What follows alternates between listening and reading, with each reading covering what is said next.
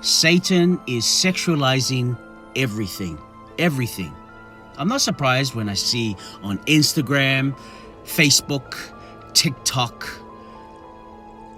that even when it comes to reading the word of the Most High, people are trying to be sexy.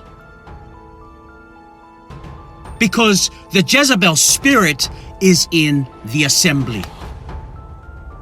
Beware of seducing spirits. Beware of the spirit of lust. It's real. It's dangerous. It will drain you.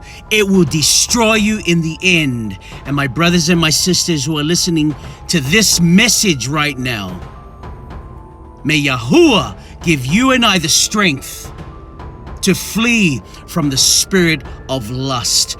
Don't flirt with it. Don't entertain it.